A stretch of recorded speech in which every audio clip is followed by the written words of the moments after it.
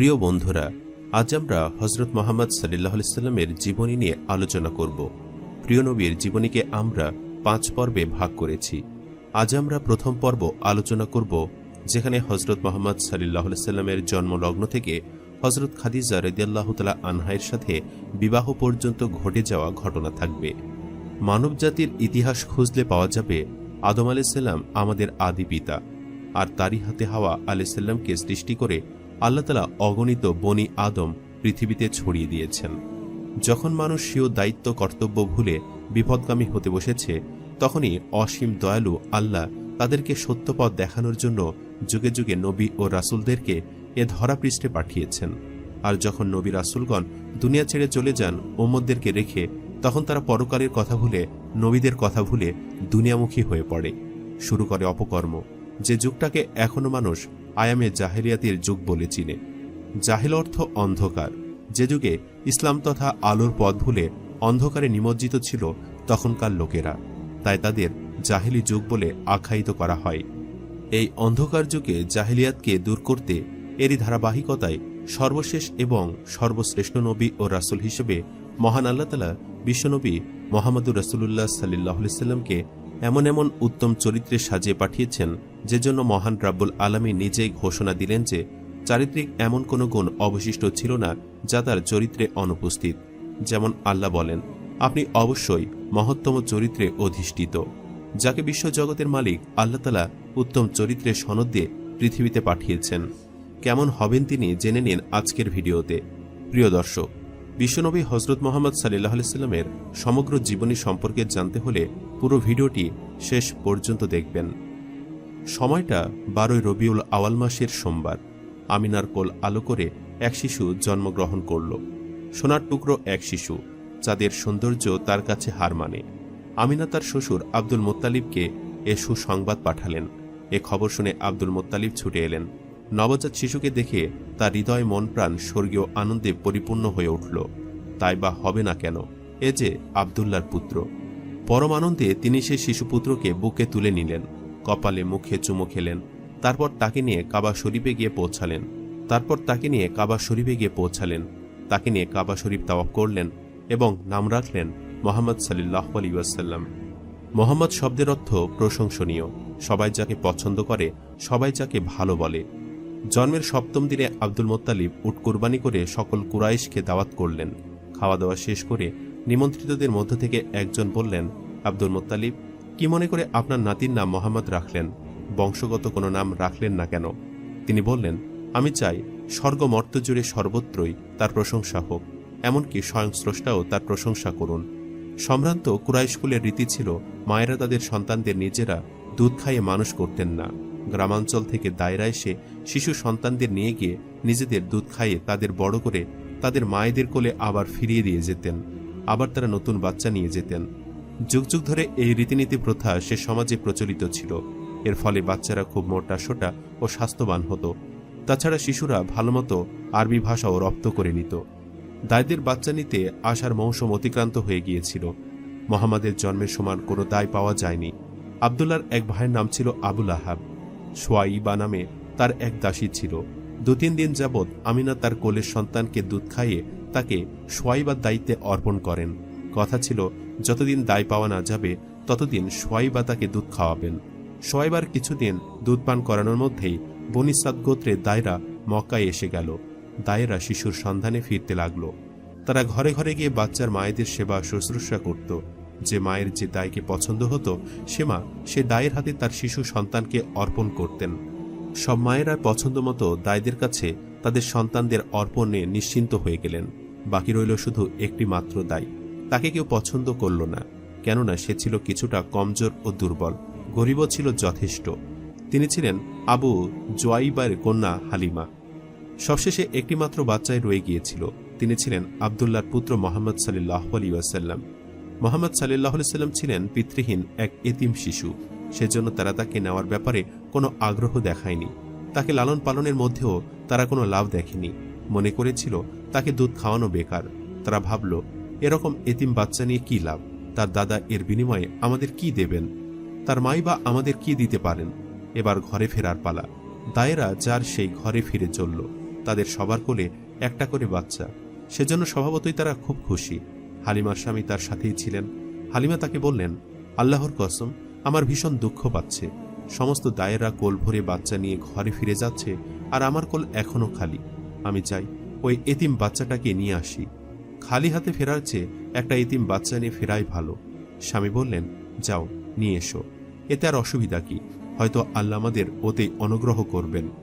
হালিমা বাচ্চা নিতে আমিনার কাছে গিয়ে পৌঁছালেন। আমিনার মনেও বড় দুঃখ ছিল যে তার অন্যান্য বান্ধবীদের বাচ্চাদের দায়েরা হাতে হাতে নিয়ে গেছে, কিন্তু তার কলিজার টুকরো সন্তানটির খোঁজখবর কেউ নিল না। হালিমা তার সন্তানকে নিলে আমিনা খুব খুশি হলেন। আনন্দে তার মন প্রাণ ভরে উঠল। হালিমা শিশু মোহাম্মদকে বুকে ধরে তার শুকনো স্তন মুখে ধরলেন। তাতে নামমাত্র দুধ ছিল, কিন্তু কি আশ্চর্য ব্যাপার যে তাতে মুখ দেওয়ার সাথে সাথে দুধের স্রোত জারি হয়ে গেল। দুধে বুক ভরে উঠল। দুধের স্রোতে বাচ্চার মুখ ভিজে যেতে লাগলো। এসব দৃষ্টে হালিমার বিস্ময়ের অবধি রইল না। মোহাম্মদ সাল্লাল্লাহু আলাইহি সাল্লামের পেট ভরার পর হালিমা তার নিজের বাচ্চাকেও প্রাণ ভরে দুধ খাওয়ালেন, অথচ ইতিপূর্বে তার নিজের সন্তানেরই পেট ভরত না।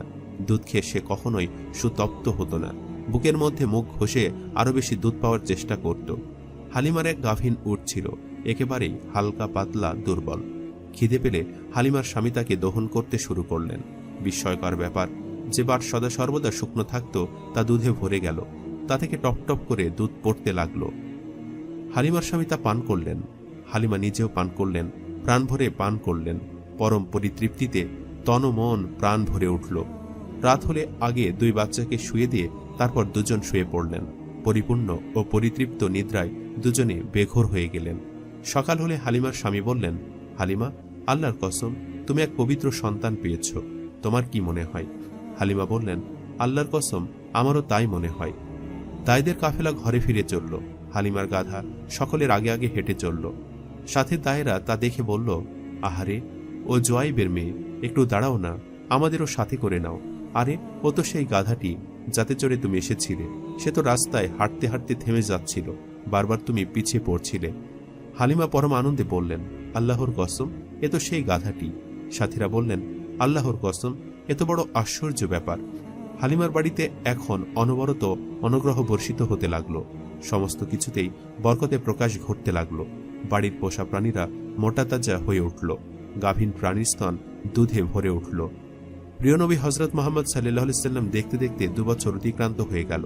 আমিনার পুত্র হালিমা দুধ পান করে বেড়ে উঠতে লাগলো। সীমা নামে হালিমার এক কন্যা ছিল। সীমা তাকে কোলে নিয়ে আদর করে। উদার উন্মুক্ত মরুপ্রান্তরের খোলা হাওয়ায় বেড়ে ওঠে মুক্ত স্বাধীন জীবন। শিশু মোহাম্মদ বেড়ে উঠতে লাগলেন। সুন্দর, স্বাস্থ্যবান ও পাকাপোক্ত হয়ে বেড়ে উঠছেন তিনি। দুধ খাওয়া দিন শেষ হয়ে এলো। এবার মায়ের ছেলের মায়ের কোলে ফেরার পালা।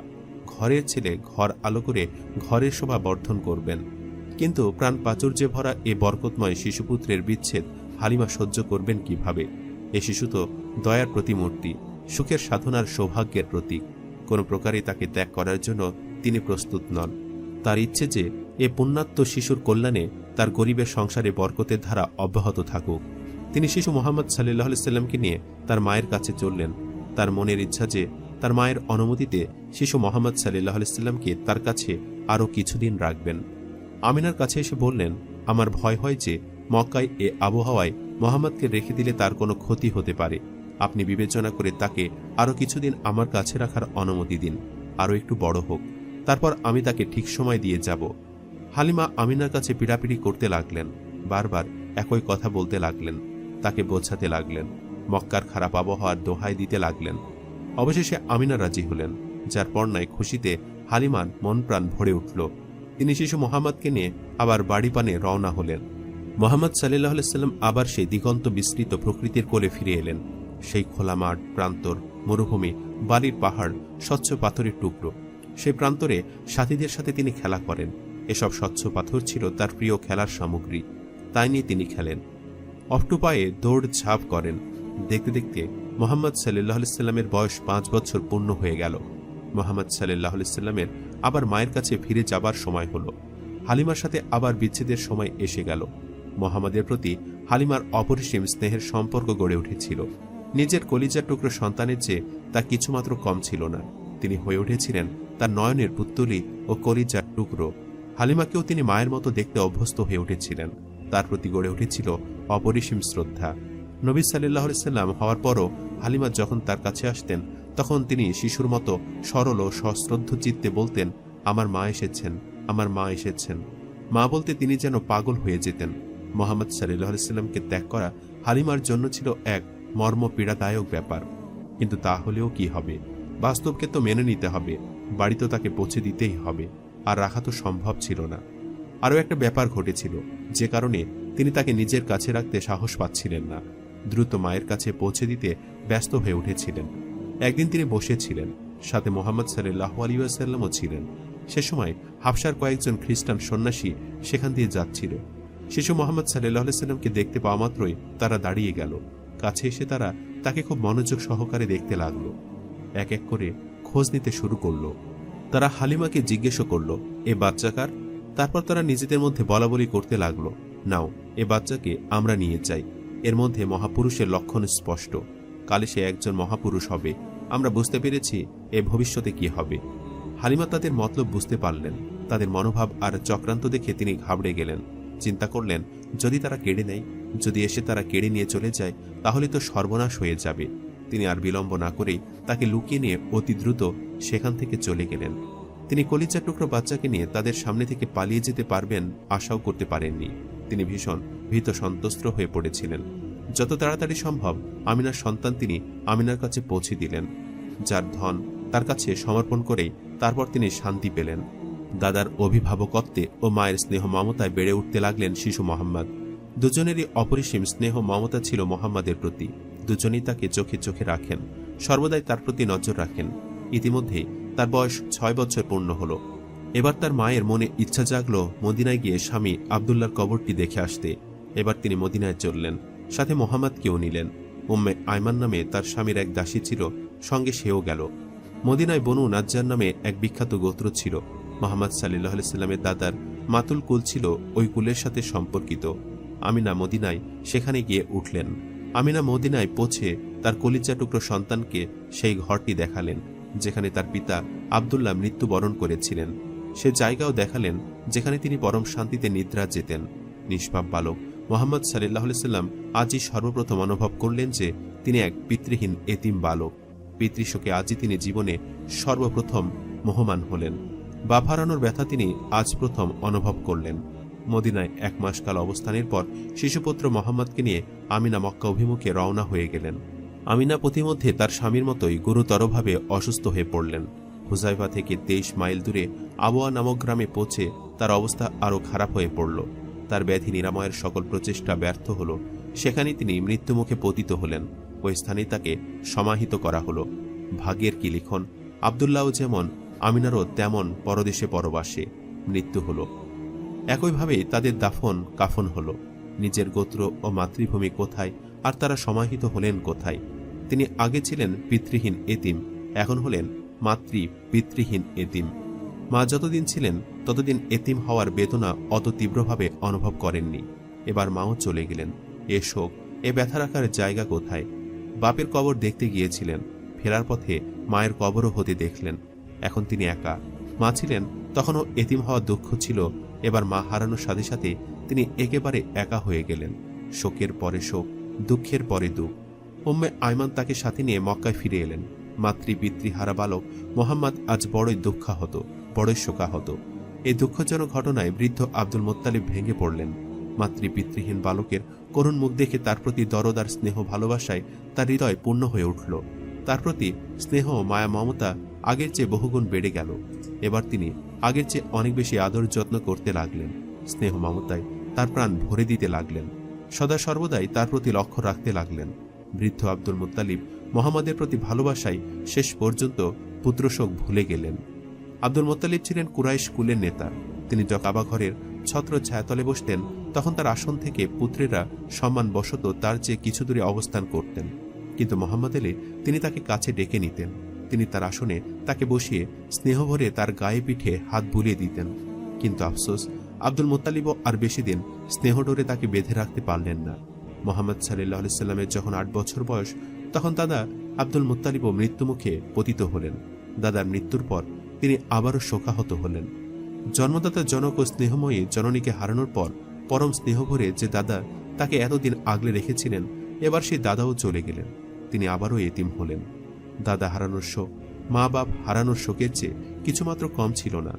এখন তিনি আগের চেয়ে বেশি বোধশক্তি সম্পন্ন হয়ে উঠেছেন। তার চিন্তা চেতনায়ও আগের চেয়ে বেশি গভীরতা এসেছে। স্নেহ ভালোবাসার প্রয়োজনীয়তা তিনি অনেক বেশি বুঝতে শিখেছেন। করুণা ও স্নেহ ভালোবাসার মূল্য বুঝতে শিখেছেন। সেজন্য স্বজন হারানোর বেদনাও গভীরভাবে অনুভব করতে শিখেছেন।